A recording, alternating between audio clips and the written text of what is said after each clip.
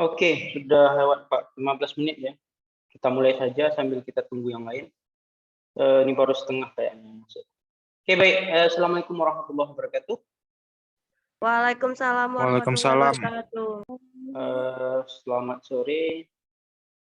Kita lanjut materi kita. Ini pertemuan ke berapa? 14 ya. Pertemuan ke-14, kemudian minggu depan kita masuk sekali lagi.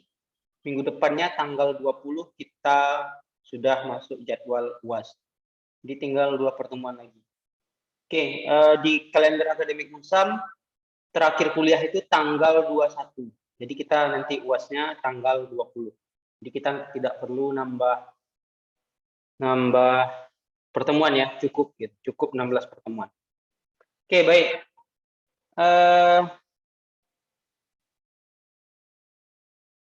Hari ini kita akan bahas tentang apa materi hari ini?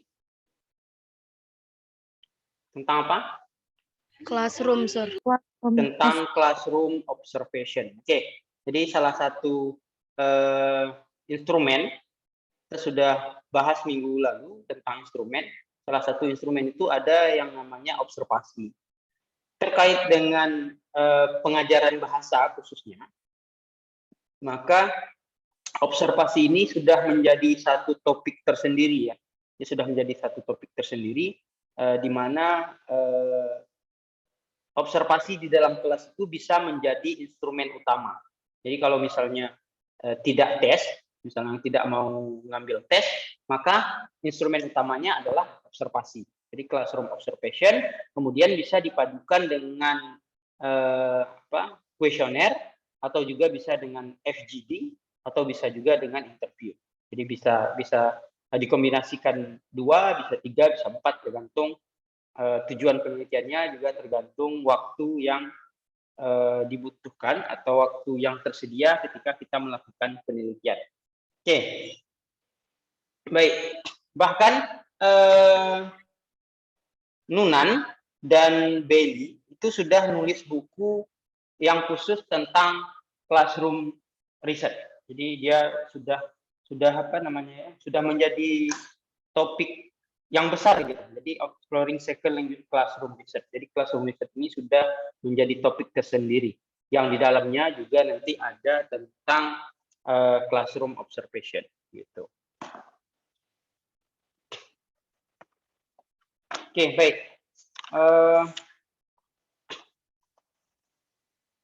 Oke, apa sebenarnya itu classroom observation? Itu adalah undertaking a research into what occurs in classroom by attempting systematically to observe and keep record of classroom event. Jadi intinya di sini adalah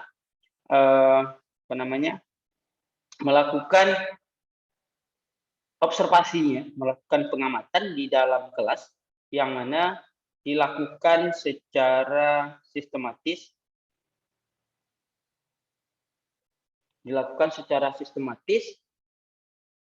dan bisa juga di record ya. Jadi bisa juga melalui recording. Yang di record misalnya adalah classroom event, adalah kejadian-kejadian yang terjadi di dalam kelas. Dan mungkin kemarin kita sudah singgung sedikit, untuk yang mungkin kelasnya punya CCTV itu sangat natural. Kalau misalnya ada kelasnya CCTV, itu bisa langsung dijadikan sebagai sumber data. Oke, kemudian pengertian lainnya, classroom observation itu adalah a process conducted to observe a teacher and student interaction in the classroom during teaching learning process. Jadi lebih difokuskan lagi adalah interaksi antara teacher and student selama proses pembelajaran. Tapi tidak menutup kemungkinan classroom observation ini juga bisa interaksi antara siswa dengan siswa. Gitu. Jadi nggak harus dengan guru.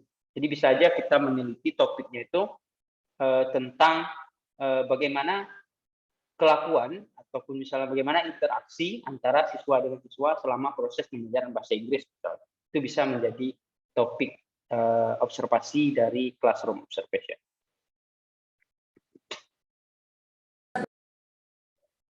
Oke, Classroom observation ini kalau misalnya nanti kalian memakai memakai teknik ini atau memakai instrumen ini, maka nanti dia akan terkait dengan discourse analysis istilahnya, atau juga bisa disebut dengan discourse, classroom discourse.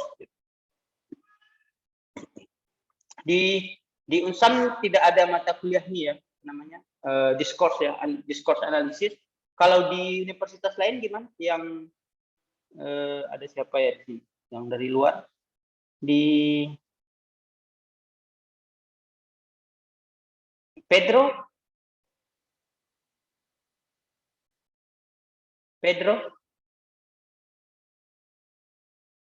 Halo, ada Pedro? Ya, Sir. Kalau di Pedro dari mana? Dari Lampung ya? Enggak, Sir. Dari Unja, Sir. Jambi. Jambi ya. Di Jambi ada mata kuliah discourse analysis di S1-nya. Ada, Sir. Ada ya. Oke. Ada. Kalau di Jambi itu ada ya. Tanta ngambil di mana Tanta sekarang? Saya? Dulu Tanta, dengar kami. Halo. Tanta, nggak kedengaran ya. Oke, siapa lagi ya yang ngambil? Yang lagi di luar siapa? Mutia ya, Mutia Arsy ya. Yes, sir. Ada ambil discourse analysis? Nggak ada, sir. Nggak ada, tapi mata kuliahnya ada ya di sana ya? Nggak ada juga, sir. Oh, nggak ada juga. Oke. Jadi ada beberapa kampus itu mungkin mereka ada namanya discourse analysis. Jadi memang mata kuliahnya fokus ke bagaimana cara menganalisis diskursus ya atau wacana. Kalau kita Indonesiakan bagaimana menganalisis wacana, termasuk salah satunya adalah wacana kelas atau classroom discourse. Jadi nanti kalau misalnya kalian mengambil instrumennya classroom observation, mungkin bisa juga baca nanti terkait dengan teori-teori classroom discourse. Oke, salah satu hal yang menjadi kenapa tadi, Sir? Siapa ya? Tanta ya? Yes, Sir. Oke, di Tanta sekarang ngambil di mana Tanta? Di Bosowa ya? Iya, Sir, di Bosowa. Di Ada tuh Bosowa? mata pelajarannya, mata kuliah discourse analysis. Ada discourse analysis ya? Oke, dia ada ya. Jadi nanti yang Tanta ada ngambil berarti? Ada teori-teori seperti formalin, Sir. Ada. Oke. Nanti aja oke ya. Jadi nanti yang di Unsam kalau misalnya memang tertarik dengan topik itu bisa hubungi Tanta, minta mungkin bahan-bahan pembelajaran selama di sana itu yang terkait dengan discourse analysis gitu. Oke, terima kasih Tanta. Baik, kita lanjut. Salah satu hal yang menjadi menjadi titik observasi ketika kita melakukan observasi di kelas itu adalah learner behavior. Jadi kelakuan siswa selama di dalam kelas, selama proses pembelajaran itu yang menjadi titik tumpu atau titik utama dari sebuah classroom observation. Oke. A good deal of classroom research has been directed at observing learner behavior in the classroom in order to identify characteristic associated with good learner. Jadi kalau misalnya ada yang tertarik, misalnya mau tahu kira-kira good learner in English itu atau seorang pembelajaran bahasa Inggris yang baik itu karakternya seperti apa sih? Misalnya itu yang menjadi pertanyaan penelitian kalian, maka otomatis kalian harus melakukan classroom observation untuk mengetahui itu. Otomatis kalian akan mencari kalau misalnya topiknya itu ya, berarti kalian akan mencari satu sekolah yang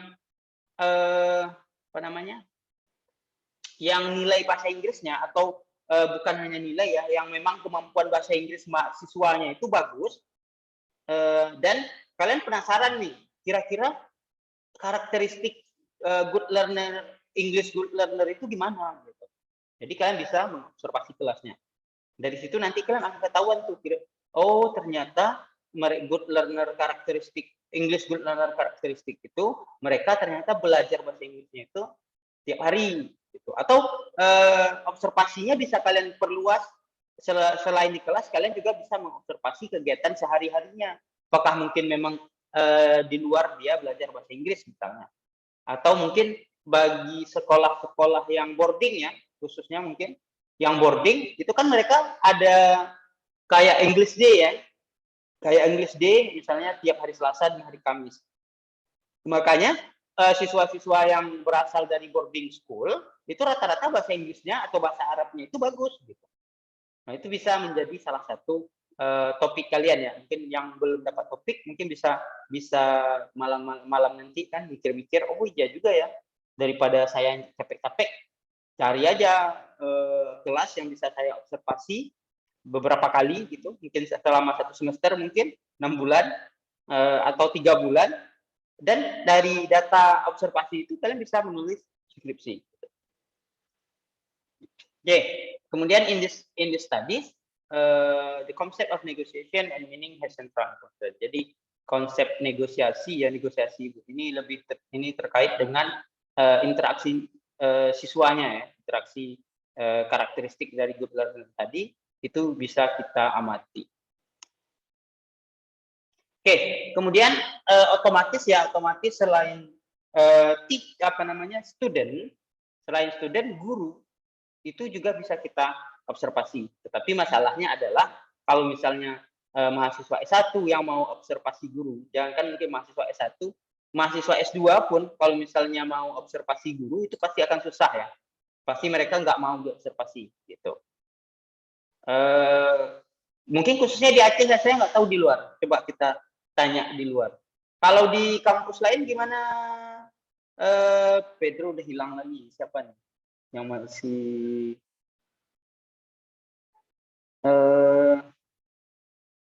Ini yang dari luar siapa lagi ya? Atau Pedro mau mungkin memberikan gambaran, atau Indirwan? Halo Pedro, masih mendengarkan suara kami? Ya, Sir. Kalau di Aceh itu kan kalau misalnya kita mau observasi guru, itu agak susah gitu. Gurunya pasti nggak mau gitu. Apalagi kalau yang melakukannya itu mahasiswa S1 ya. Itu guru-gurunya pasti agak nolak gitu. Itu kalau misalnya di Jambi, kira-kira gimana kondisinya di sana? Kalau misalnya guru-guru di sekolah yang mau kita observasi, itu kira-kira tanggapannya gimana?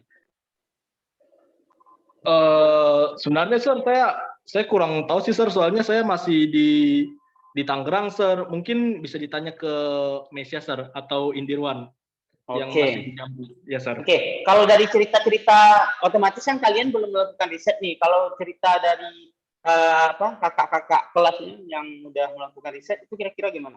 Atau nggak ada gitu yang ngambil teacher observation gitu? Ada? Ada Sir, cuman tergantung dari guru-gurunya Sir. Ada yang kayak bersedia gitu Sir, tapi ada yang nolak dengan beberapa alasan gitu Sir. Oke, jadi hampir sama ya berarti ya kasusnya. Oke, baik. Terima kasih ya, Pedro. Oke, baik. Biasanya begitu ya. Jadi kalau misalnya kalian nanti cari judul, mencari topik, kalau saran saya sih hindari untuk observasi guru. Karena biasanya si guru itu merasa insecure ya ketika mau diobservasi gitu. Walaupun sebenarnya tujuan observasi kita kan bukan mau menjelekkan dia sebenarnya. Kita mau memberikan masukan, memberikan saran gitu ya, saran perbaikan, atau bahkan mungkin karena dia sudah bagus, mungkin kita bisa belajar dari dia. Itu seharusnya. Jadi kalau nanti kalian jadi guru, ini kan banyak ya calon-calon guru yang dari FKIP. Ya kalau misalnya ada yang mau observasi, ya kalian harus berani gitu. Mau observasi ya silakan gitu. Kalau misalnya memang kalian masih kurang bagus, ya terima kritik-kritik, terima saran-saran dari yang melakukan observasi. Oke, baik. Kita lanjut. Language teacher use significantly more display and fewer representational question with non-native speaker. Although there is some evidence to suggest that this is not so much the case in less form focus classroom. Jadi dibilang di sini bahwasanya guru bahasa itu bisa menjadi subjek observasi kita karena memang di dalam kelas itu seharusnya dia menggunakan bahasa ya. Kalau misalnya bahasa Inggris, misalnya guru bahasa Inggris seharusnya di dalam kelas berbahasa Inggris. Walaupun mungkin tidak semua sekolah menerapkan itu gitu. Mungkin hanya beberapa sekolah, hanya mungkin sekolah yang standarnya itu sudah memang bagus ya, misalnya sekolah internasional atau sekolah boarding school mungkin ada yang menerapkan full English ya, atau mungkin ada satu hari yang full English, hari lainnya mungkin bahasa Arab atau hari lainnya bahasa Indonesia. Jadi dalam memilih kelas yang akan kalian observasi itu kalian bisa melakukan yang namanya preliminary research. Jadi riset awal. Jadi kalian bisa datang dulu ke sekolahnya, nanya-nanya kira-kira kebiasaan di sekolah itu bagaimana, kemudian kurikulum yang dipakai apa, gurunya biasanya bagaimana, siswanya bagaimana, kemudian baru nanti dilakukan observasi.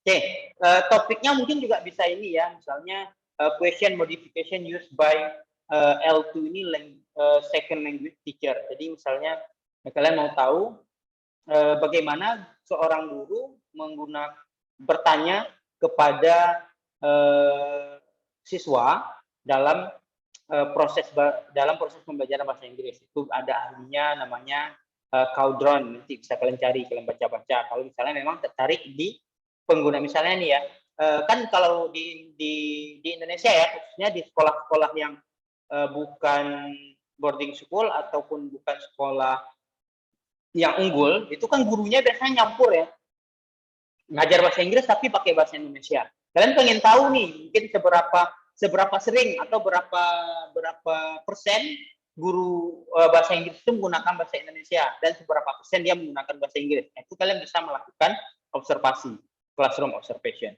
Jadi bisa pakai teori dari Caudron atau juga ini Longman, dari Longman tahun 1981 itu juga masih sama, dia juga memiliki tentang penggunaan bahasa yang digunakan oleh second language teacher di dalam kelas.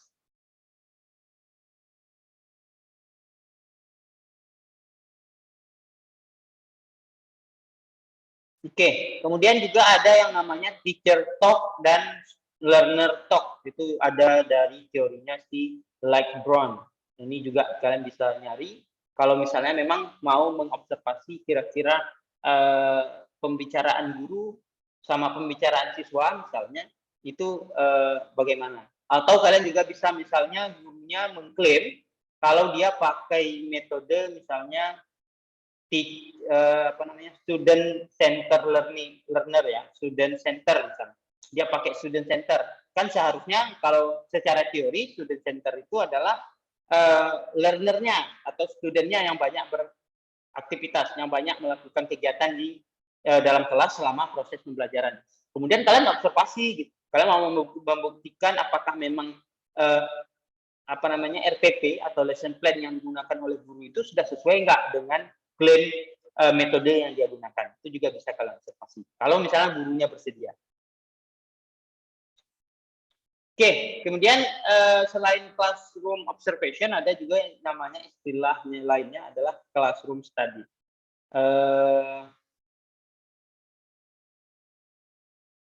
Di sini dibilang language learning classroom can be viewed from perspektif interaksi dan efek. Kemudian ada perspektif efek dari instruction on language development. Berarti kalau yang pertama ini adalah perspektif interaksi pembelajaran ya. Kalau yang kedua ini efek dari instruction itu berarti bahasa yang digunakan. Seperti saya singgung tadi, apakah menggunakan bahasa Indonesia lebih banyak atau menggunakan bahasa Inggris.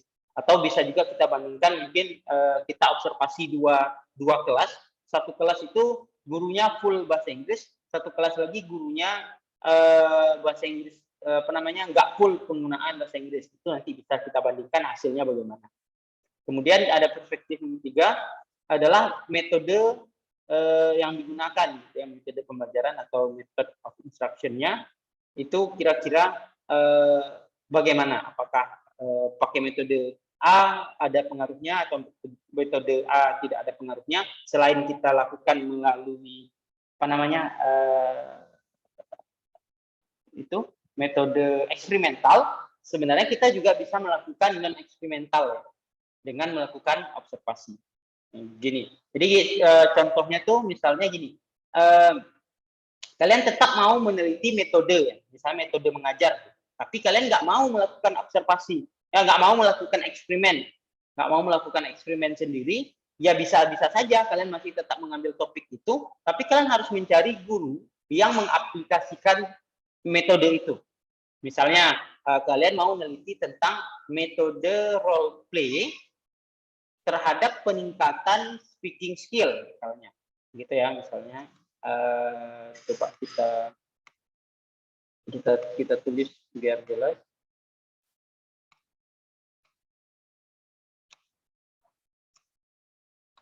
Misalnya kalian mau meneliti tentang pengaruh ada bocil.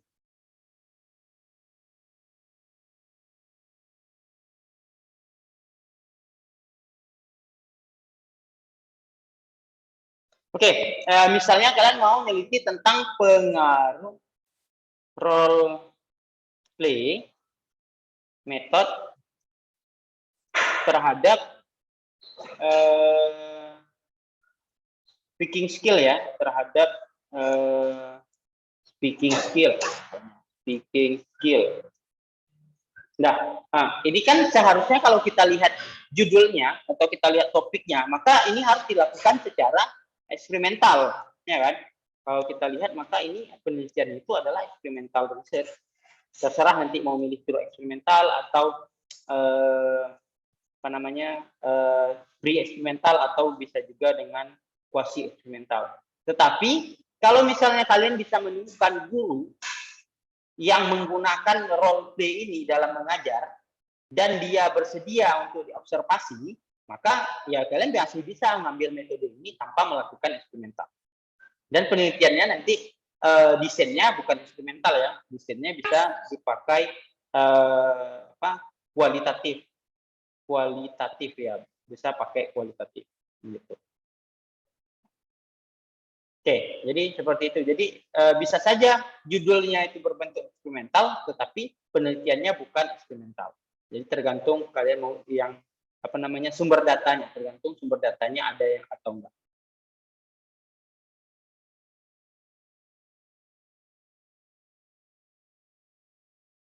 Oke, kita lanjut.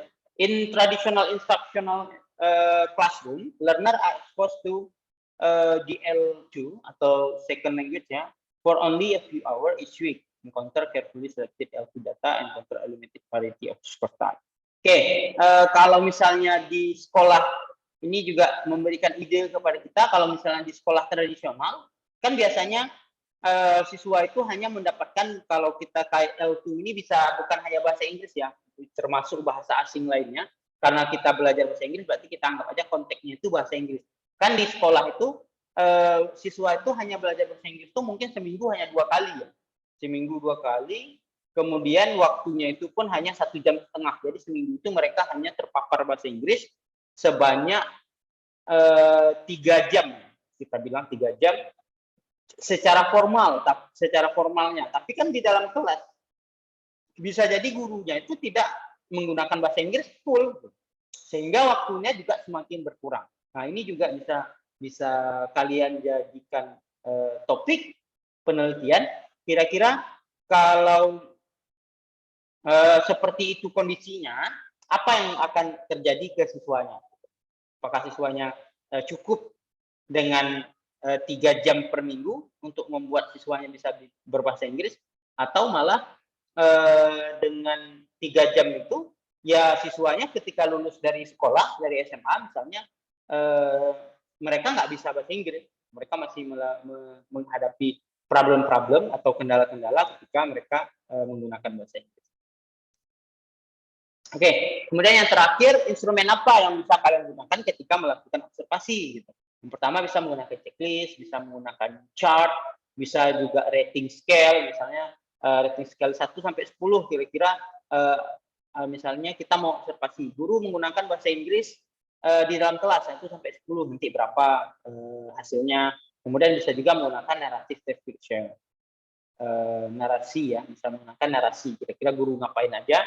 Kemudian instrumen selain ini bisa juga menggunakan video, gitu. Kalian rekam semua proses pembelajarannya, kemudian nanti baru dianalisis, gitu.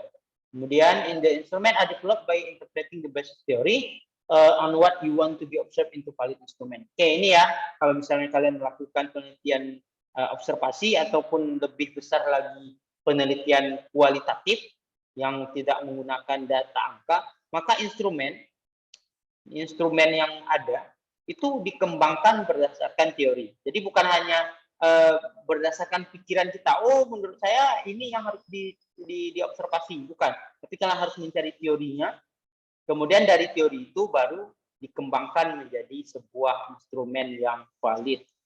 Gitu. Jadi kalau misalnya kalian memilih melakukan penelitian kualitatif, maka tantangannya adalah kalian harus mencari teori, harus menguasai teori secara mendalam, baru bisa melakukan penelitian. Beda dengan penelitian kuantitatif.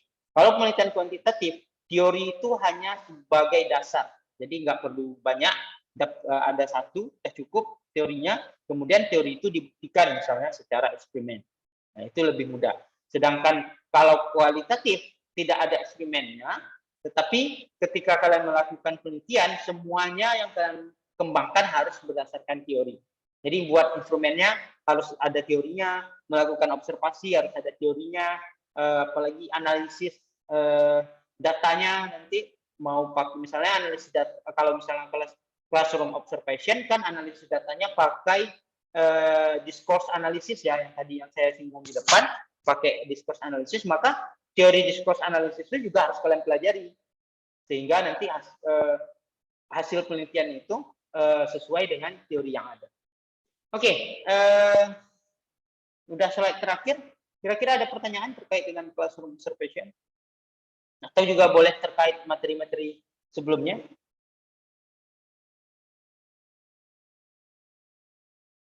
Ada, silakan bagi yang mau berdiskusi, kita masih panjang waktunya.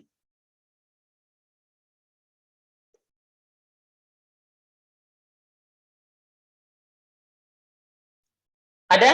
Kan kemarin kalian sudah mulai nulis itu, nulis apa namanya? Topik ya, yang assignment berapa tuh ya? Assignment 15.2 ya? 13 ya? 13.2.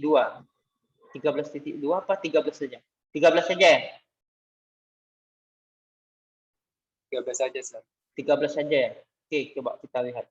Itu kan kalian sudah menulis topiknya tuh, permasalahannya apa, kira-kira gimana?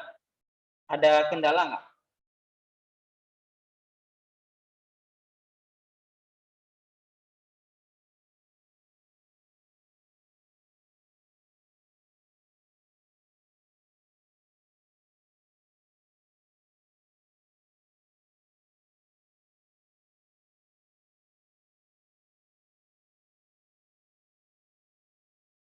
Ada yang mau berdiskusi?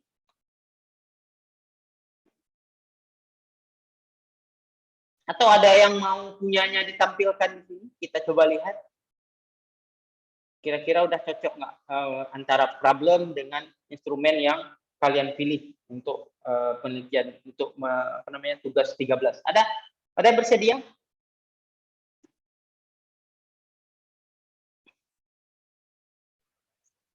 Icut boleh, Pak?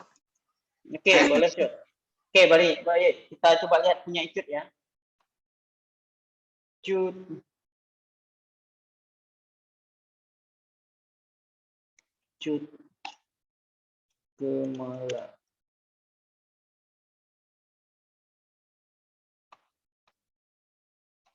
Oke, kita coba lihat punya Icut.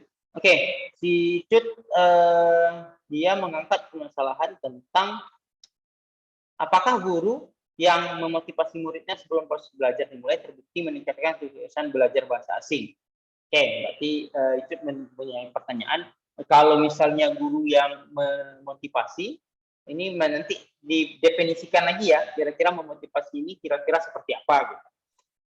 Memotivasi muridnya sebelum proses belajar dimulai terbukti meningkatkan kesuksesan belajar bahasa asing atau tidak, itu ya pertanyaannya. Instrumen yang digunakan adalah observasi dengan berupa not, checklist, dan alat dokumentasi. Sedangkan instrumen pendukung menggunakan interview dengan murid, kuesioner. Kuesionernya ke murid juga, Pak. Jod? Iya sih kayaknya karena kan harus ditanya apakah anak-anak ini lebih semangat atau gimana, karena kan motivasi ini maksudnya kalau di micro teaching motivasi supaya dia lebih siap belajar sebenarnya. Oke, persepsi ya, kalau istilahnya ya. Oke, kesuksesan, meningkatkan kesuksesan belajar bahasa asing. Ini kesuksesannya diukur dengan apa tuh? Masa cuma nanya aja, kamu belajar bahasa Inggrisnya sukses nggak? Kan nggak bisa wawancara ya. Motivasi, oke, motivasinya kita ukur dengan kita tanya ke siswanya dengan kuesioner boleh gitu. Apakah kalian semangat ketika belajar bahasa Inggris? Apakah kalian merasa senang ketika pembelajaran bahasa Inggris dan lain-lain gitu. Oke, kalau misalnya kesuksesan belajar bahasa asingnya itu juga observasi, Jod, rencananya. Kesuksesannya itu sebenarnya masih agak bingung karena ini harus diukur dari apa kan? Iya. Apa harus cuma Iya. grammar doang atau gimana gitu? Atau 4-4? Tapi kayaknya kalau 4-4 apa bisa ya?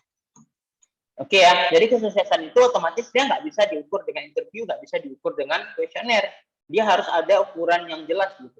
Karena kita bicara sukses, kesuksesan. Bisa jadi mungkin diambil dari nilai ya, nilai rapor gitu. Nilai rapor bahasa Inggrisnya gimana, atau nilai harian bisa juga.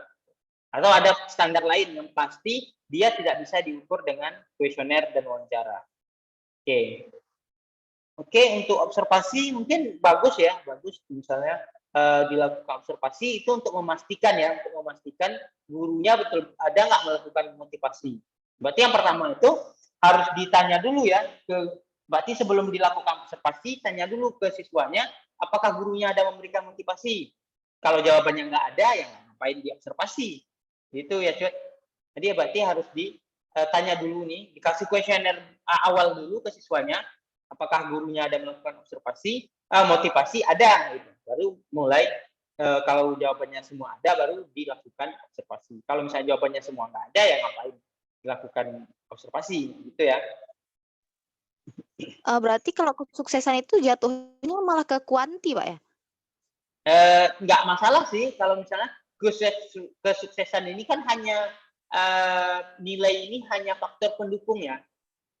Itu hanya faktor nilai itu kan untuk pembanding ya. Misalnya nanti setelah kita melakukan observasi ternyata memang gurunya itu ada memberikan motivasi gitu. Kita jelasin kan motivasinya jenisnya ini. Kan motivasi kan banyak jenisnya. Ada motivasi intrinsik, mungkin motivasi pribadi, motivasi apa gitu. Saya nggak tahu ya secara teorinya. Mungkin ini nanti larinya ke psikolinguistik ya, ke psikolinguistik. Jadi nanti baca teori tentang motivasi di psikolinguistik. Setelah dijelaskan, oh ternyata gurunya pakai motivasi ini, motivasi ini, motivasi ini. Terus nilai itu hanya sebagai pembanding. Oh ternyata benar. Jika dibandingkan dengan nilai hariannya, dengan nilai harian siswa misalnya, atau dengan nilai bahasa Inggris siswa di rapor, ternyata mereka mengalami peningkatan dengan guru yang memberikan motivasi. Contohnya di apa namanya si A misalnya di tes harian pertama atau di UTS ujian tengah semester nilai bahasa Inggrisnya tuh jelek gitu. Ternyata setelah diberikan motivasi oleh gurunya UASnya ternyata bagus gitu. Atau ada seorang anak misalnya atau ada beberapa anak misalnya ada beberapa siswa yang pertama masuk di kelas ibu itu dia nggak ini bahasa Inggrisnya masih jelek gitu. Tapi karena ibu setiap pertemuan memberikan motivasi, maka di akhir kelas ternyata siswanya jadi meningkat bahasa Inggrisnya. Nah, jadi nilai itu hanya pembanding, Cod. Jadi nggak masalah. Jadi dia masih tetap nanti larinya ke kualitatif karena bukan nilai data utamanya. Nilai itu hanya untuk menarik kesimpulan. Gitu. Oke. Alasan gitu ya, Cut? Iya Pak. Oke, Cuman alasan kalau ya, silakan. itu Pak, misalnya kan ini kan problemnya seperti ini.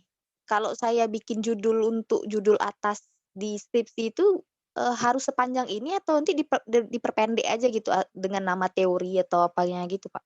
Untuk apa tuh?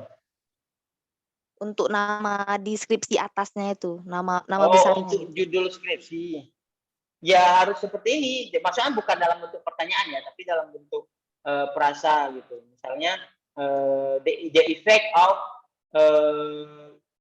teacher motivation in on student in learning English.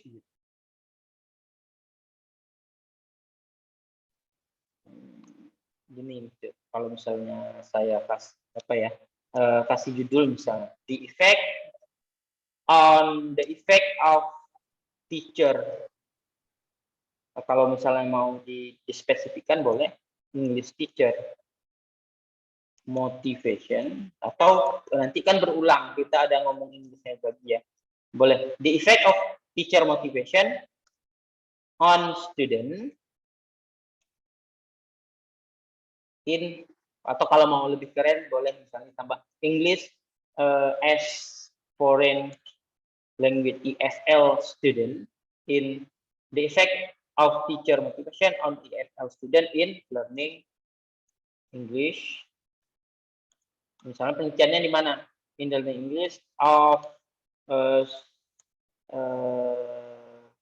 senior high school student, misalnya. Senior high school student. Dan seperti ini, gitu. The effect of teacher motivation on the EFL student in learning English of senior high school student. On ini atau on lagi juga boleh. Off aja lah biar nggak banyak. Gitu, bisa gitu Cuk. Kalau misalnya memang nanti mau fokusnya ke motivasi gitu. Sepertinya juga orang di luar sana, expert di luar sana itu sudah banyak juga. Itu bisa dibaca jurnalnya. Oke, ada pertanyaan lagi Cuk? Belum sih Pak, sejauh ini belum.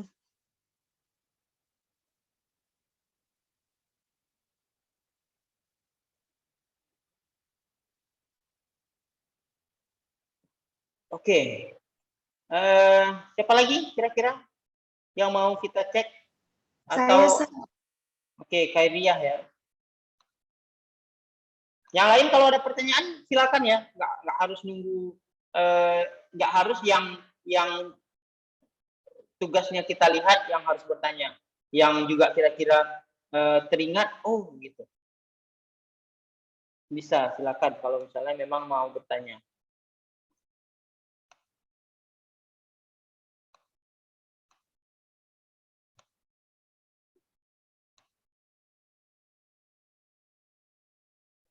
Ini kayak nama Kairiah kenapa bisa muncul 2 kali ya? Memang pas upload pada itu bisa 2 kali masuk ya? Nggak tahu, Sir. Ini mana yang benar? Sama aja dua-duanya? Itu, Sir. Yang mana? Ini. Ini isinya 1 paragraf. Ini isinya 1 paragraf. Sama ya? Oke, baik. Judulnya The Implementing of Direct Method to Improve the Speaking Skill of Student SMP 4 Utara. Oke, instrumennya observation and recorder. Instrumen utama observasi. Instrumen pendukungnya adalah recorder. Recorder kan itu bukan instrumen ya. Recorder itu bagian dari observasi gitu.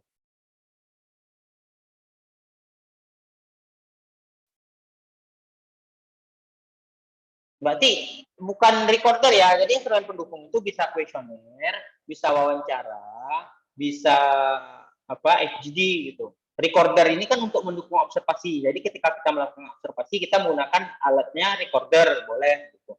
Atau note taking, atau checklist. Gitu. Gitu ya, Keria. Jadi nanti untuk pas UASnya jangan buat seperti ini ya. Jangan buat recorder itu sebagai instrumen. Recorder itu alat untuk membantu observasi. Gitu.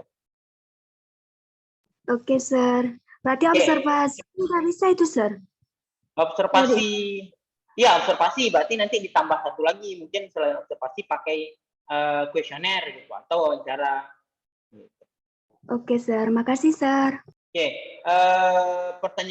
pertanyaannya adalah ada guru di SMP 4 ini yang pakai direct method dalam mengajar speaking?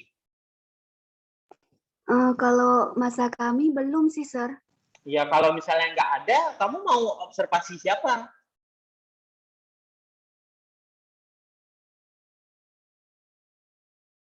Gitu. Jadi ini kan kalau misalnya kita lihat judulnya, maka ini adalah eksperimental kan? Eksperimental.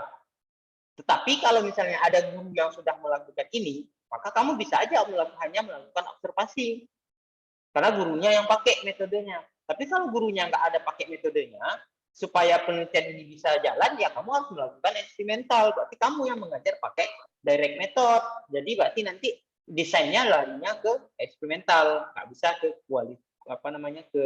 kualitatif atau ke deskriptif kualitatif ya. Ke deskriptif kualitatif. Berarti larinya bisa ke eksperimental. Gitu, Keria. Jadi pastikan kalau misalnya kamu nggak mau eksperimental, Instrumennya beda lagi, Sir. Hah? Gimana, Keria? Instrumennya diubah lagi. Kalau misalnya eksperimental, ya instrumennya diubah lagi. Yang instrumennya bisa jadi, kalau eksperimental kan instrumennya tes, kemungkinan besar. Dan bisa, kalau misalnya mau lebih lengkap, boleh juga selain tes, ada observasi, kemudian ada kuesioner, ya nggak apa-apa. Tapi kalau misalnya eksperimental tapi nggak ada tes, ya kita nggak bisa mengukur juga. Karena kayak eksperimental itu dia masuknya ke kuantitatif. Kuantitatif itu salah satunya eksperimental. Maka ketika melakukan eksperimental, ya pasti harus ada datanya, harus ada tesnya. Gitu.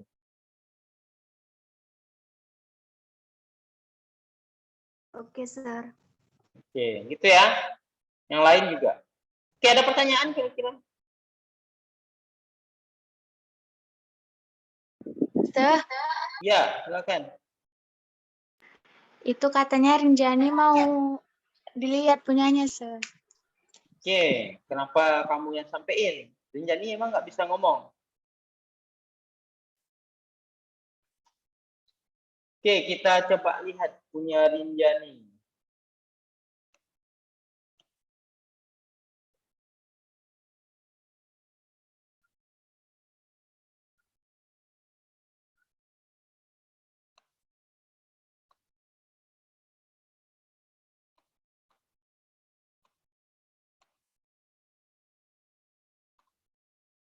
Oke, topiknya atau judulnya Comparison of Reading Skill in Grade 1 Student, Majoring Science in SMA 1, Perbongan.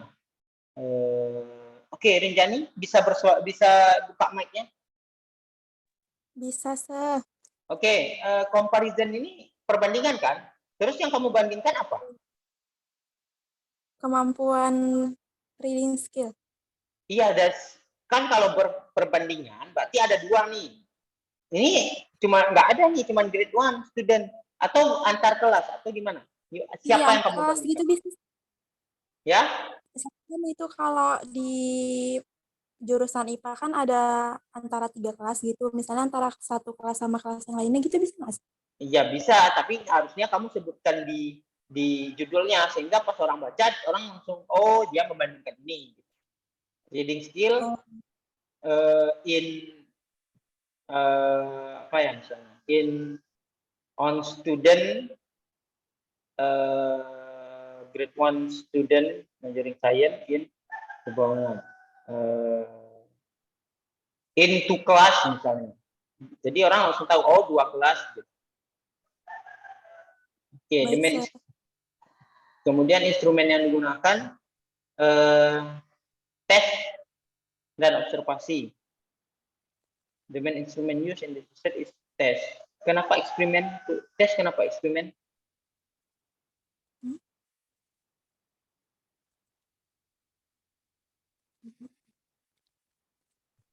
Kamu mau mau melakukan eksperimen atau hanya melakukan tes? Tes sama siswa. Jadi gini ya, kalau misalnya kalian melakukan eksperimen, itu bisa jadi kalian harus melakukan tes. Bukan bisa jadi ya, wajib melakukan tes. Kalau kalian mengambil metodenya eksperimental, maka kalian wajib melakukan tes. Tapi kalau kalian melakukan tes, belum tentu itu eksperimental. Contoh, misalnya kalian mau membandingkan kemampuan reading, terus kalian buat tes ya, misalnya seperti ini. Kalian melakukan tes di kelas A dan di kelas B. Hanya tes nih, hanya tes reading. Kemudian kalian periksa, ya itu bukan eksperimen namanya. Itu hanya melakukan tes.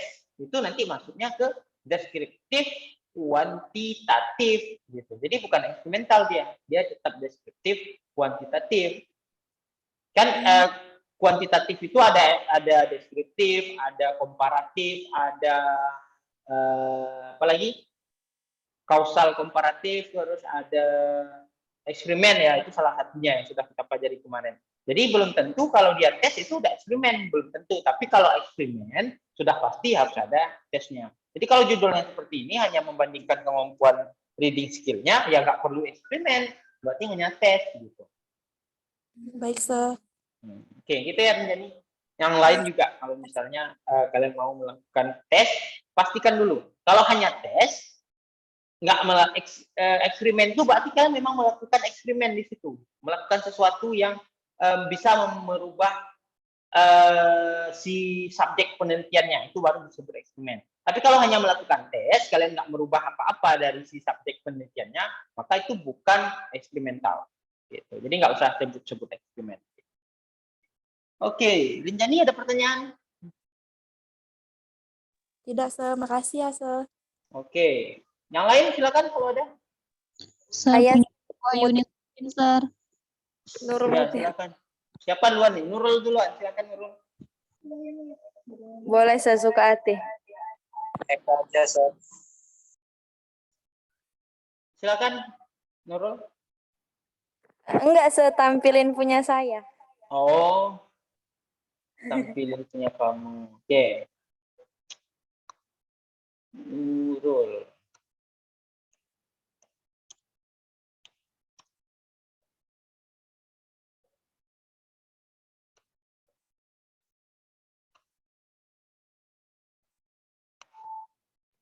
Nurul Mutia ya? Ya, Sir. Oke. Kita coba lihat. The effect of role play learning technique on student interest in learning English. Ini gimana? Kamu mau lihat apa? Pengaruh role play terhadap pengaruh teknik pembelajaran role play terhadap ketertarikan siswa dalam belajar bahasa Inggris. Gimana kamu mengukur interestnya gimana?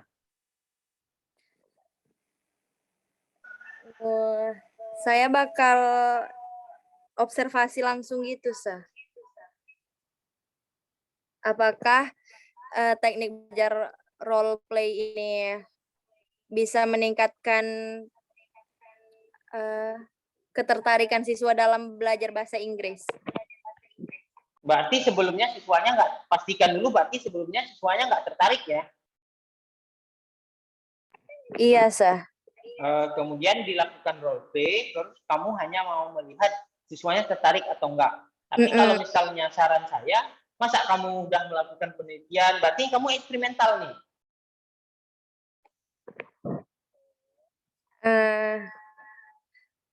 Kualitatif, Sir. Iya, eksperimen, berarti enggak eksperimental. Enggak. Kalau enggak eksperimental, berarti ada guru yang sudah menggunakan role play, berarti kamu mengobservasi guru. Oh. Saya mau neliti siswanya, Sir. Iya, tapi kalau emang siswanya pakai role play, yang memerintahkan siswanya pakai role play siapa di kelas? Guru kan? Guru. Oh ya udah, berarti kamu observasi kelas, otomatis kamu mau observasi kelas yang gurunya pakai role play, yang gurunya itu menyuruh siswanya pakai role play, iya kan? Kalau nggak ada kelas yang seperti itu, berarti kamu nggak bisa dong melakukan observasi. Masa kamu datang ke sekolah A, tiba-tiba langsung, oh saya mau observasi role play. Ternyata di dalam kelas gurunya nggak pakai role play. Ya, Bang, ngapain kamu observasi role play gitu? Saya mau menerapkannya nih pas nanti PPL gitu, jadi bisa saya terap. Berarti kalau kamu terapkan, itu namanya eksperimental. Oh. Iya kan? Iya, saya. Oke, udah ya, kamu udah paham ya. Kalau kamu terapkan, berarti itu namanya eksperimental. Kalau kamu hanya mengobservasi, melihat guru, itu baru nanti masuknya ke kualitatif gitu. Nah, kemudian kalau misalnya kamu milih untuk melakukan eksperimental pakai role play, ngapain kamu hanya mau melihat interest? Kalau menurut saya sih kecil gitu. Cakupannya sangat kecil kalau hanya melihat minatnya. Kenapa nggak langsung mengukur nilainya? Oh, ternyata setelah pakai role play, nilai siswa itu meningkat. Berarti kamu bukan hanya melihat interest, tapi student score. Boleh sih misalnya on student score and interest. Jadi selain melihat minat siswa dalam belajar bahasa Inggris, kamu juga melihat skornya meningkat nggak setelah pakai role play gitu. Kalau saran saya sih seperti itu. Kalau misalnya memang akhirnya masuknya ke eksperimental. Gitu. Oh yes. Gitu ya. Jadi pastikan kalau misalnya nanti di UAS kan saya suruh seperti ini juga ya. Nanti saya kasih formatnya. Dan kalian harus jelasin. Kalau judulnya seperti ini, kemudian di bawahnya kalian nggak ada penjelasan ada kelas yang gurunya pakai metode ini, maka nanti punya kalian salah. Karena ketika orang baca judul ini, maka ini akan otomatis menjadi eksperimental. Judulnya ya, ini secara judul ini adalah eksperimental. Tetapi kalau misalnya memang ada guru yang pakai role play, kemudian kalian mau meneliti dengan melakukan observasi, maka itu boleh non eksperimental. Jadi kan kuantitatif kemarin dibagi dua, ada yang eksperimental, ada yang non eksperimental. Yang non eksperimental ada 3 yang sudah kita bahas, yang eksperimental ada 3. Jadi kalau misalnya judulnya seperti ini, jadi itu otomatis masuknya ke eksperimental. Kalau tidak ada penjelasan bahwasanya ada kelas yang seperti ini, maka saya akan menganggap punya kalian salah. Semua ya, jadi semua tolong diingat, dicek lagi kira-kira topiknya apa. Kalau topiknya itu kemungkinan besar secara judul dia masuknya ke eksperimental, maka kalau enggak kalian tulis eksperimental berarti salah. Kecuali ada penjelasan kalau kelasnya itu memang sudah ready, memang sudah ada secara natural dan kalian hanya melakukan observasi. Gitu. Jadi pastikan ya. Jadi pastikan judul eksperimental bisa menjadi non eksperimental jika memang sudah ada guru yang mengajarkan. Gitu. Iya, sir. Okay, oh ya, saya mau nanya lagi. Ya. Misalnya kan kita nih ngajuin judul gitu, sir. Terus tuh ternyata judul kita ini udah pernah dibikin gitu. Terus padahal kita nih nggak nengok, nggak niat melihat yang itu gitu, sir. Yang sudah ada itu ada di mana, tahun berapa? Kan gini, dia kan ya apapun penelitian yang kita buat sekarang, kemungkinan besar orang lain juga sudah buat. Jadi kalau misalnya sama, ya nggak masalah. Selama nggak sama, misalnya Mutia sama dengan si Eva satu angkatan. Atau tadi misalnya orang baru sidang, kakak angkatan kalian baru sidang, kemudian kalian judulnya sama juga sama dia. Itu yang nggak boleh. Apalagi misalnya judulnya sama, sekolahnya juga sama. Itu nggak boleh. Makanya nanti kan ada PA ya. Jadi judul, kalau misalnya kalian ngajuin judul, pertama kalian konsul ke PA. Kan PA-nya tahu, oh ini udah pernah. Nggak bisa, kamu ganti judul lain. Gitu. Makanya sebelum konsul ke PA itu jangan langsung nulis proposal. Nanti kalau udah capek-capek nulis proposal, ternyata orang tadi siang baru seminar proposal judulnya sama kalian. Ya otomatis ya ditolak lah sama pembimbing akademiknya. Nurul, pembimbing akademiknya siapa? Sir Imran, Sir. Nah, berarti konsultasi dulu ke dosennya. Oh iya, Sir. Gitu. Atau nanya-nanya dulu, nanya-nanya ke apa namanya, ke abang lettingnya, ke kakak angkatannya, kira-kira judul ini udah pernah nggak? Ya, siapa tadi yang mau nanya? Silakan. Saya, Sir. Ya. Sir, waktu kita konsultasi ke PA kita tuh apa aja sih yang harus dipersiapkan, Sir, selain judul? Ya, kalau misalnya mau formal, kalian bawa ini apa namanya, submission form ya. Sudah pernah nggak saya kirimkan? Belum, Sir. Belum ya. Nanti kalau misalnya mau, saya kirimkan. Kalian harus nulis submission form, nggak banyak, itu nggak banyak, hanya 2 lembar. Jadi kalau mau formal, tapi kan bisa aja kalian datangnya hanya bawa judul, gitu. Hanya bawa judul ya nggak masalah juga. Jadi tergantung PA-nya. Kalau misalnya PA-nya kalian kan nanya dulu ya, Pak, saya mau konsul judul, kira-kira saya siapin submission form-nya atau hanya judul aja, Pak? Gitu. Kan bisa gitu. Jadi tergantung. Tapi yang pasti kalau langkah-langkahnya itu yang pertama kalian harus bawa submission form. Nanti submission form itu ada tanda tangan PA, tanda tangan kalian, tanda tangan Kaprodi, dan tanda tangan Kajur. Setelah tanda tangan itu semua dapat, baru kalian nulis proposal. Artinya judul kalian tidak akan berubah lagi. Jadi udah ada dapat tanda tangan Kaprodi, dapat tanda tangan PA, dapat tanda tangan Kajur, itu artinya judul kalian sudah sah dan orang lain nggak bisa ngambil judul kalian.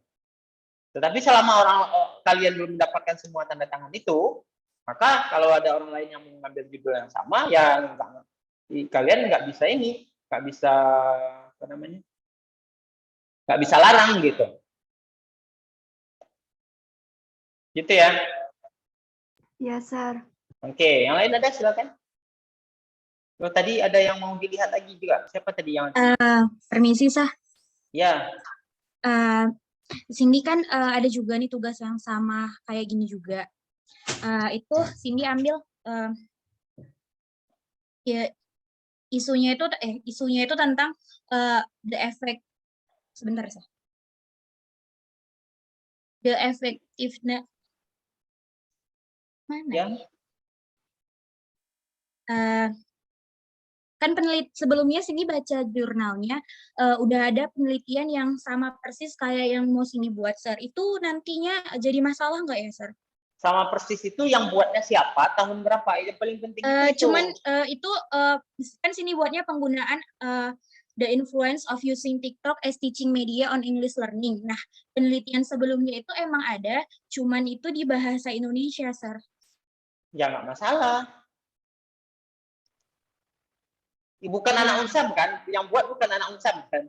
Bukan, Sir. Yang tahunnya berapa? Kebetulan Cindy lupa, Sir. Ya pasti kan. Tapi baru-baru ini aja juga, kayak sekitar tahun 2019, Sir. Ya nggak masalah. Nanti kan memang penelitian kalian itu harus ada didukung oleh 3 penelitian yang mirip. Itu yang mirip dengan penelitian kalian gitu, yang bisa kalian jadikan sebagai rujukan.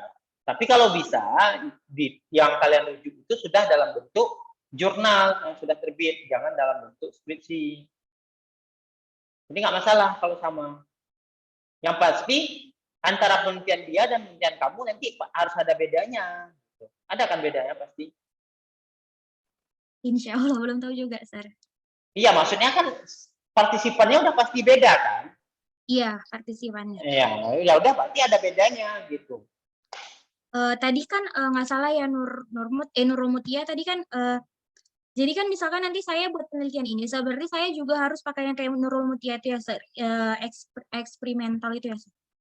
Kalau iya dari judulnya, kalau udah melihat efek TikTok, ya iya berarti kamu harus TikTok itu kan nggak harus diajarkan ya. Gimana tadi judul? The influence of using TikTok as a teaching media on English learning. Oke, jadi penelitian kamu itu nanti berarti gurunya pakai TikTok. Iya, dalam menguji 4 skill-nya, Sir. Iya, berarti ya eksperimental lah jadinya. Itu berarti gurunya menggunakan TikTok sebagai learning media ya. Yes, Sir. Ya, berarti eksperimental. Thank you, Sir. Kecuali kamu bisa menemukan guru yang sudah pakai itu dan kamu observasi dia juga boleh juga. Thank you, Sir. Oke, yang lain ada silakan. Itu formatnya sudah saya kirim ke grup, mungkin bisa dicek. Itu khusus untuk Unsam ya, untuk kampus Unsam. Kampus lain saya kurang, ya mungkin menyesuaikan ya sama peraturan masing-masing masing-masing universitasnya. Jadi kalau di Unsam itu harus buat dulu yang tadi harus buat dulu submission formnya, kemudian baru dibuat proposal. Jadi harus dapat dulu tanda tangan semua yang ada di situ. Jadi tanda tangan PA, kemudian tanda tangan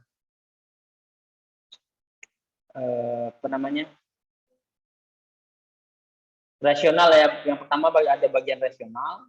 Coba kita tampilkan. Ini ya yang bagian 2 yang ke bawah. Yang di atas itu mungkin sudah berubah lagi karena kan kita udah ke prodi baru ya. Yang ini. Nah, jadi dari ini proposal submission form. Ini ya. Nah, jadi pertama rasional harus kalian isi. Setelah ada rasionalnya ada bagian kedua ada tujuannya untuk apa, kemudian ada teori utamanya, theoretical perspektifnya apa, kemudian bagian akhirnya metodologinya, kemudian referensi. Jadi harus ada 3 buku atau lebih dari 3 buku, kemudian ada tanda tangan kalian ini, kemudian ada tanda tangan advisor-nya, PA-nya, kemudian tanda tangan Kaprodi, kemudian tanda tangan Kajur. Jadi kalau udah dapat 3 ini, baru boleh lanjut ke proposal. Penulisan ini contoh lain ke proposal. Mengikuti ini format proposal. Jadi jangan langsung nulis background, problem of study, purpose, scope, nggak usah. Jadi buat dulu submission formnya supaya kalaupun judulnya ditolak, kalian nggak capek. Itu ya. Oke, nanti bagian-bagian itu nanti isinya apa itu akan dijelaskan lagi di mata kuliah semester depan seminar. Oke, ada lagi? Saya, Sir. Anissa. Siapa duluan?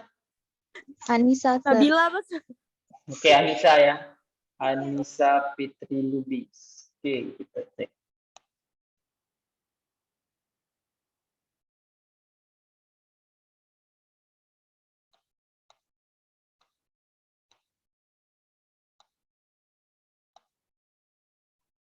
Oke, dampak tidak adanya mata pelajaran bahasa Inggris sekolah dasar terhadap siswa menengah pertama. Oke, ini bagus ya. Saya kira ini bagus. Kayaknya belum ada yang neliti dan sepertinya sangat menarik kalau misalnya kamu mau neliti ini. Tapi kamu mau lihat, berarti ini penelitiannya di SMP ya? Iya, Sir. SMP siswa yang baru masuk. Oke, dampak tidak adanya mata pelajaran bahasa Inggris sekolah instrumen. Terus ini nanti gimana caranya? Tes ya, instrumen menggunakan kalau tes berarti tes pertama ya. Kalau misalnya ada tes berarti tes yang pertama. Ini kenapa 1, 2, 1 lagi? Instrumen digunakan karena menggandeng membutuhkan data untuk mengukur kemampuan siswa di SMP dalam pelajaran bahasa Inggris. Instrumen pendukung. Kok malah instrumen pendukung? Kalau ada tes berarti tes itu instrumen utama. Enggak, Sir, itu tes utama tuh, Sir. Yang pendukung, yang kuesioner. Oke ya, berarti tes ya. Berarti kamu observasi nggak jadi? Itulah saya bingung antara observasi sama tes itu perlu dua-dua atau hanya salah satunya, Sir. Oke, dampak tidak ada mata pelajaran bahasa Inggris. Berarti kan kamu ada siswa masuk kelas 1 SMP, sebelum belajar ya otomatis kamu harus mengukurnya sebelum mereka belajar bahasa Inggris nih. Di semester awal mereka di SMP, kamu melakukan tes kemampuan bahasa Inggris. Dah, berarti kamu tes, betul. Tes yang utama. Dah, setelah kamu melakukan tes, dapatlah misalnya kemampuan mereka itu rendah. Terus kamu melakukan kuesioner. Kenapa mereka nggak bisa bahasa Inggris? Misalnya, kenapa mereka nggak bisa? Misalnya mereka nggak tahu to be. Oh, karena kami memang belum pernah diajarin to be, gitu kan? Jawabannya ya. Atau mungkin ada siswa yang saya udah tahu to be karena saya les gitu. Berarti tes sama kuesioner. Kalau saran saya sih tes sama kuesioner aja. Karena kalau observasi, ngapain diobservasi lagi? Karena faktanya kan memang mereka belum belajar bahasa Inggris nih di SD. Tapi kamu mau melihat kira-kira dampak terhadap mata pelajaran bahasa Inggris ada nggak? Atau kamu observasi boleh juga, tapi bukan siswanya yang kamu observasi, tapi gurunya. Gurunya kamu observasi. Bagus juga sih kalau kamu melakukan observasi. Kamu observasi gurunya, kemudian kamu tanya nanti gurunya, kamu wawancara gurunya. Kira-kira ibu ketika ngajar mahasiswa, ketika ibu ngajar siswa kelas 1 SMP, itu ibu kesusahan nggak, Bu? Apa aja kendala yang ibu hadapi ketika ngajarin siswa SMP yang baru dari SD, tetapi mereka di SD nggak dapat pelajaran bahasa Inggris? Pasti nanti gurunya bilang, susah kali ngajarnya, to be-nya aja mereka nggak paham, gitu. Subjek aja mereka nggak tahu yang mana. Boleh sih. Jadi pertama kamu tes, terus kamu kuesioner siswanya, kemudian kamu lakukan observasi, kemudian kamu wawancarai gurunya. Berarti kamu tambah satu lagi wawancara. Siswanya kamu tes dan kamu kuesioner, kamu lakukan kuesioner, gurunya kamu observasi dan kamu wawancara. Udah bagus ini. Ini kemungkinan besar PA kamu siapa? Mempur, Sir. Nah, mungkin kamu bisa nih konsul-konsul terus gitu. Nanya kira-kira kalau ini bisa diterima nggak? Kalau saya sih menurut saya ini udah bagus sekali gitu. Karena jarang belum ada yang ngajuin judul ini. Kawan-kawan lain jangan diambil punya Anissa ya. Nanti tiba-tiba ada pulau, saya juga mau Pak gitu. Nanti lomba siapa duluan dapat tanda tangan. Oke, ada pertanyaan Anissa? Sir, jadi kalau misalnya tuh mau gurunya juga, itu dimasukin juga nanti di dalam judulnya? Iya, dalam judulnya nggak usah. Oh iya, ini ada siswanya. Dampak tidak adanya mata pelajaran bahasa Inggris di sekolah dasar terhadap, ya udah berarti kamu ubah aja, jangan pakai siswa, jangan pakai guru, terhadap proses pembelajaran bahasa Inggris di sekolah menengah pertama. Gitu. Baik, Sir. Thank you, Sir. Jadi judulnya diganti jadi seperti ini. Dampak tidaknya mata pelajaran bahasa Inggris di sekolah dasar terhadap pembelajaran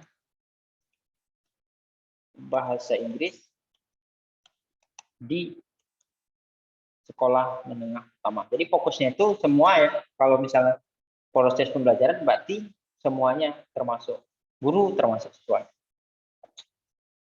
Oke, tadi siapa lagi? Udah bagus ini. Siapa lagi? Nabila, Sir. Saya tapi cuma mau bertanya, Sir. Oh, mau bertanya? Oke, silakan.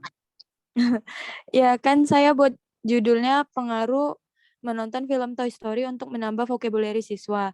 Jadi kan, Sir, kalau misalkan kan kita aplikasikannya ke siswa nih, Sir, nonton filmnya. Kira-kira nonton filmnya itu kita aplikasiin selama masa waktu pelajaran mereka atau di luar dari kayak di rumah gitu kita suruh nonton, itu gimana ya, Sir? Iya, nonton film, satu film ya. Filmnya series atau enggak? Satu film, Sir. Ya, satu film masa kamu nonton di sekolah, terus kamu suruh nonton lagi di rumah, terus besoknya kamu suruh nonton lagi. Emang kamu mau? Kalau misalnya kamu yang jadi subjeknya, saya mau neliti, terus saya suruh hari ini nonton, besok nonton lagi. Emang mau kamu nontonnya? Enggak, Sir. Enggak, maksud saya kayak kan kalau kita ngaplikasiin di dalam ruang kelasnya kan otomatis menghabiskan waktu sampai 1 jam lebih kan bisa gitu, Sir. Iya, Khusus bisa. untuk menonton film. Ya, bisa. Itu ya pertanyaan pertama. Berarti kamu harus milih apakah nonton di sekolah atau nonton di rumah. Nanti pertimbangannya, ya kalau misalnya sekolah nggak cukup waktu, berarti nonton di rumah. Tapi yang pasti otomatis nontonnya cuma sekali ya. Sekali. Kemudian nanti filmnya pakai subtitle nggak? Subtitle Inggris mungkin, Sir. Karena kan untuk menambah vocabulary mereka, Sir. Oke, berarti pakai subtitle. Oke. Terus, siswanya ke siswa apa? Itu juga saya masih kayak agak bingung gitu, Sir. Kira-kira bagus diaplikasiin ke anak SMP atau anak SMA gitu, Sir. Iya, saya kan nggak tahu filmnya itu genrenya apa. Kalau misalnya filmnya Genrenya, mungkin Sir, anak-anak, Sir. Karena Iya, kan Toy makanya Story. iya, makanya kamu menyesuaikan. Jangan-jangan Toy Story itu film anak SD, ngapain kita kasih anak SMA? Kamu jawab sendiri itu, karena kan kamu yang tahu filmnya. Ada, itu pertanyaan selanjutnya. Kemudian pertanyaan selanjutnya,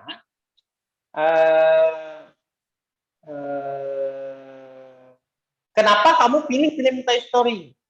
Apa nggak ada film lain? Karena kan kayak filmnya kata-katanya juga lebih mudah dipahami, Sir. Terus animasinya yang menarik kan jadi bisa kayak menarik perhatian anak-anak supaya mereka pun jadi lebih semangat belajarnya gitu, Sir. Kalau Ya, berarti film yang cocoknya, kayak kalau alasannya itu berarti cocoknya untuk anak SD dong.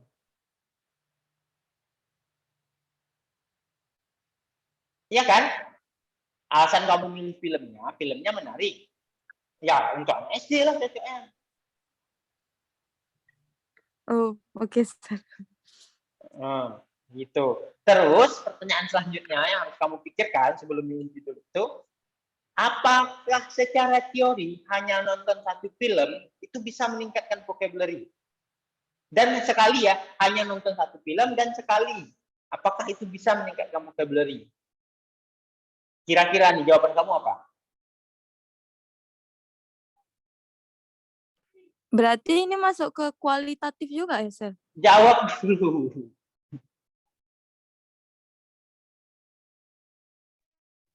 Kalau menurut teori saya belum cari tahu juga sih, Sir. Tapi Menurut logika kamu nih, kalau ada anak-anak yang nonton satu film tapi hanya satu kali, itu kira-kira menambah vocabulary-nya nggak?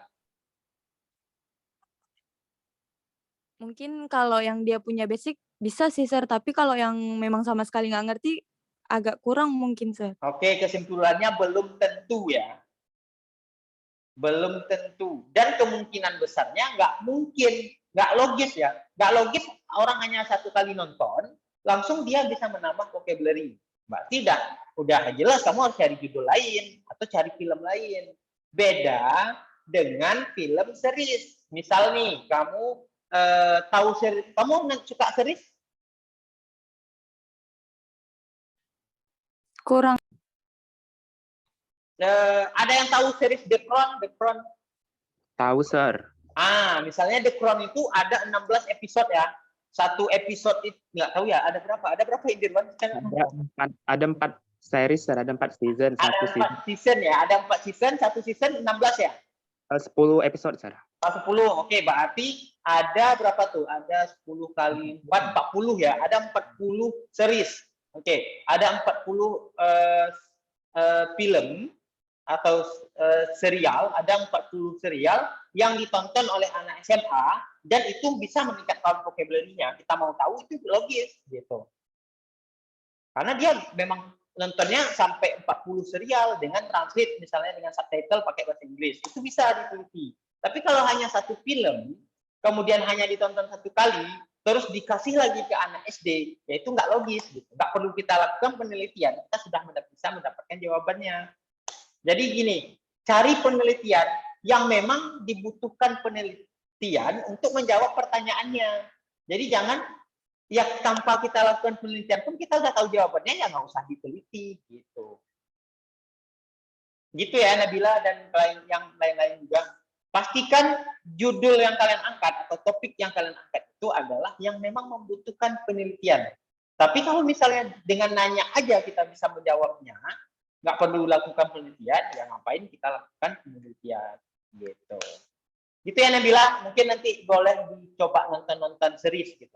Kalau saran saya itu ada The Crown boleh, terus ada kalau mau yang memang terkait pendidikan Big Bang Theory boleh. Big Bang Theory juga itu dewasa ya, Big Bang Theory dewasa. Maksudnya bukan film dewasa, tapi itu untuk dewasa, untuk anak SMA mungkin. Tapi kalau misalnya mau yang SD, mungkin pakai yang Sheldon. Nah, itu bagus. Baik, Sir. Jadi jangan film. Kalau film kadang secara logisnya, satu film itu nggak akan mungkin bisa ngapa-ngapain. Nggak akan bisa membuat anak yang nggak bisa bahasa Inggris tiba-tiba bisa bahasa Inggris hanya dengan satu film. Kalau mungkin untuk meningkatkan semangat mereka belajar bahasa Inggris, mungkin bisa. Gitu. Oke, ada lagi silakan. Sir, saya mau bertanya, Sir. Ya, silakan Indirwan. Sir, saya tuh bingung, Sir, kan. Soalnya kan penelitian saya fokusnya tuh di linguistik dan fokusnya tuh di tekstual. Nah, saya tuh bingung, Sir. Instrumennya itu, Sir, kan bisa content analysis, bisa juga observation. Nah, misalnya nih saya kan cuman meneliti misalnya politeness-nya di textual text itu gitu kan, saya baca transkrip dari suatu pidato atau film gitu. Berarti kan itu kan content analysis kan, Sir. Nah, apakah boleh hanya satu instrumen, Sir? Soalnya saya cuman mau mendapatkan data itu cuman tipe-tipe dari politeness itu kan, Sir, cuman udah bisa dari content analysis, Sir. Nggak perlu instrumen lain. Nah, menurut Sir itu tuh boleh nggak satu instrumen saja gitu? Oke, berarti metodenya content analysis pasti ya. Instrumennya bisa note taking kan, bisa kamu pakai note taking, bisa observasi, ngapain di observasi, itu kan nonton ya. Coding mungkin bisa pakai coding. Apalagi ya, coding. Checklist juga bisa kan, bisa pakai checklist. Yang pasti checklist ya, bisa note taking atau checklist atau juga coding. Apalagi sebenarnya yang saya pakai. Ya mungkin itu ya yang mendekati. Berarti kamu dari video ya, berarti ya video kamu tonton. Ada proses ini enggak? Apa namanya? Ya di scribe enggak? Kamu nonton terus apa yang dibilang itu kamu tulis lagi nggak? Enggak, Sir. Saya langsung download untuk transcribe-nya. Oh, memang udah ada di situ? Iya, emang udah ada. Ya udah, berarti kamu sebutin aja. Itu ada proses coding berarti. Oh, coding. Ya kan, sebenarnya kan kalau dulu kan itu dilakukan secara manual. Gitu. Kalau sekarang kebetulan udah ada bisa otomatis ya dari YouTube atau dari apa transkripnya. Nah, jadi sebutin aja, berarti kamu pakai instrumennya pertama coding. Terus habis itu apa namanya checklist atau note taking gitu. Oke, Sir. Berarti, Sir, misal nih saya content analysis saja kan, Sir, tadi metodenya nggak usah pakai yang lain lagi. Fokusnya di content analysis, terus tadi instrumennya pakai yang coding, terus yang note taking tadi kan. Berarti fokusnya cuma di situ. Ya, betul. Tapi kalau misalnya memang mungkin pembimbing, tergantung pembimbing ya, karena kan kalau misalnya pembimbing kamu bilang ngapain pakai content analysis gitu, pakai deskriptif kualitatif ya juga nggak masalah, karena kan nanti larinya juga hampir mirip gitu. Oke, Sir. Kalau pakai deskriptif kualitatif, berarti instrumennya tetap yang sama atau beda? Ya tetap yang sama, nggak masalah. Oke. Karena ya mirip, karena kan kemarin untuk yang apa namanya seharusnya kan deskriptif itu punyanya kuantitatif gitu. Deskriptif itu punyanya kuantitatif, tapi sekarang deskriptif itu malahan berkembang ke dua arah, ada deskriptif kuantitatif, ada deskriptif kualitatif. Jadi kalau misalnya yang kuantitatif sudah jelas ya, deskriptif kuantitatif yang pakai angka, sedangkan yang deskripsi itu mereka menganggapnya itu adalah deskriptif kualitatif. Jadi kalau misalnya pembimbingnya, kamu pertama buat content analisis, tapi kata pembimbingnya, oh ini harusnya pakai deskriptif kualitatif, ya nggak masalah juga sebenarnya. Oke, Sir. Makasih, Sir. Oke. Yang lain ada?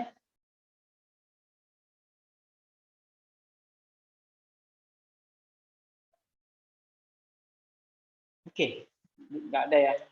Kalau nggak ada yang bertanya lagi, jam pun sudah lewat 5, hanya tinggal 5 menit lagi. Oke, kita cukupkan ya. Silakan lagi nanti tugasnya dicek lagi, dibaca-baca lagi modulnya supaya kalian bisa paham eksperimental arahnya kemana, deskriptif arahnya kemana, konten analisis arahnya kemana, supaya nanti ketika kalian membuat mini proposal di UAS itu kalian tidak salah arah.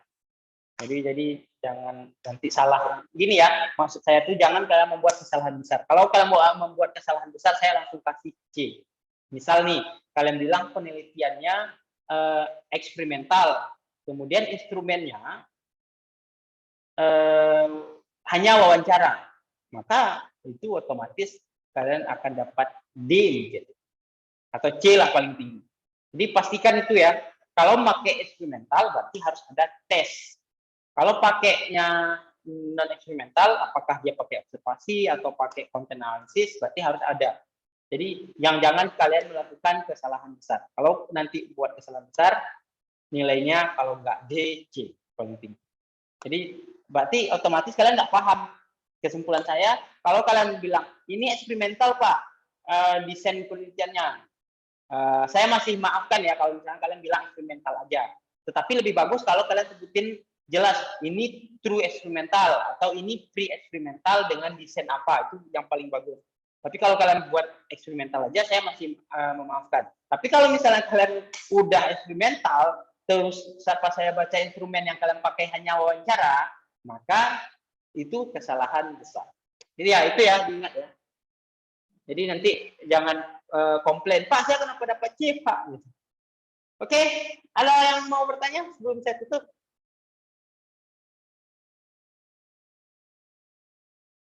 Oke, kalau nggak ada, that's all for today. Thank you for your attention. Assalamualaikum warahmatullahi wabarakatuh. See you next week. Waalaikumsalam. Waalaikumsalam. Oke, jangan lupa cek assignment-nya ya nanti di pada.